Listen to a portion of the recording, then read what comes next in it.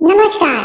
आप सभी से रिक्वेस्ट है कि हमारी बनाई हुई कहानियों को प्लीज सब्सक्राइब करें, लाइक करें, शेयर करें और कमेंट भी करें।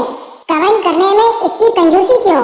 अमन जंगल में भागता रहता है कि उसे कहीं कोई रास्ता मिल जाए। तभी उसके सामने फिर से वही राक्षस और चुड़ैल आते हैं। भागो, जहाँ तक भागना है भागो। हे भगवान, मुझे बचा लो, ये सब क्या है? तभी अमन को जंगल में एक पुराना मंदिर दिखता है और वो मंदिर के अंदर चला जाता है। अंदर एक आदमी है जो अमन से पूछता है कि वो कौन है और इतनी रात को यहाँ वीरान जंगल में क्या कर रहा है। अमन एक ही सांस में सारी बात बता देता है। तो वो आदमी कहता है, घबराओ मत, यहाँ कोई नहीं आएगा। वो आदमी बाहर आता है तो उसे वही चुड़ैल और राक्षस दिखते हैं। वो आदमी कहता है, भाग जाओ यहाँ से वरना भस्म कर दूंगा। इतना कहकर वो आदमी अंदर आ जाता है। ये सब क्या है? मेरी कुछ भी समझ में नहीं आ रहा। वो मकान और ये जंगल सब श्रापित हैं और यहाँ पर जो भी आता है बच नहीं पाता। कैसा श्राप? कई साल पहले यहाँ एक पति पत्नी रास्ता भटक गए थे, लेकिन डाकुओं ने उन्हें लूटकर जान से मार दिया। तभी से उनकी आत्माएं यहाँ भटक रही हैं और अब जो भी यहाँ आता है उसको ये आत्माएं जान से मार देती हैं। लेकिन फिर इस वीरान जंगल में आप क्या कर रहे हैं? मैं भी तो यहाँ फंस चुका हूँ। मैं समझा नहीं। कुछ दिन पहले मैं यहाँ पर आया था, लेकिन अब बिल्कुल नहीं निकल पा रहा हूँ। क्या मतलब सुबह होने पर भी हम बिल्कुल नहीं निकल सकते? नहीं, यहाँ हमेशा रात रहती है। आपका मतलब अब हमारी मौत है।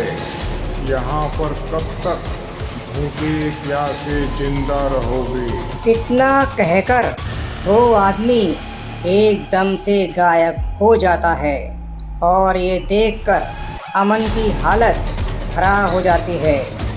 अगले दिन अमन के गांव में उसके चाचा वहां पहुंचते हैं। अरे चाचा जी, आप यहाँ? लेकिन अमन भैया तो आपसे मिलने गए हैं। मेरे से? लेकिन अमन तो वहाँ आया ही नहीं। तभी एक आदमी वहां आता है और जब उसे मालूम पड़ता है कि अमन गायब है तो वो कहता है, कहीं अमन उस शापित जगह तो नहीं पहुंच गया? ये सुनकर चाचा जी परेशान हो जाते हैं और वो आदमी उस शापित जगह के बारे में सारी बात बताता है। चाचा जी पूछते हैं, कोई तो रास्ता होगा? तो वो कहता है कि एक बूढ़ी महिला है और वही सब कुछ जानती है। चाचा जी उस औरत के पास जाते हैं और सारी बात बताते हैं। वो औरत 2 मालाएं देती है और कहती है कि ना तो वहाँ कुछ खाना और ना ही पीना, अपनी बुद्धि से ही काम लेना। चाचा जी वहाँ जाते हैं तो संयोग से जंगल से ही जाते हैं। उन्हें वही मंदिर दिखता है तो वो मंदिर के अंदर जाते हैं। वहाँ उन्हें अमन मिल जाता है। अमन उनको देखकर चौंकता है, लेकिन चाचा जी कहते हैं कि ये माला जल्दी से पहन लो और फटाफट चलो।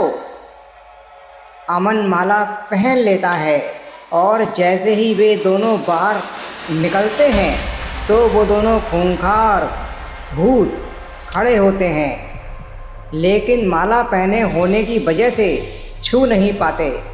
वे दोनों भूत चीखते हैं, लेकिन अमन और चाचा जी तेज़ी से चलते जाते हैं और आखिरकार वे जंगल के बाहर होते हैं।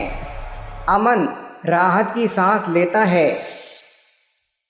चाचा जी कहते हैं, आवश्यक काम था, जब तुम नहीं आए तो उन्हें ही आना पड़ा, लेकिन यहाँ तो कोई और ही कहानी थी।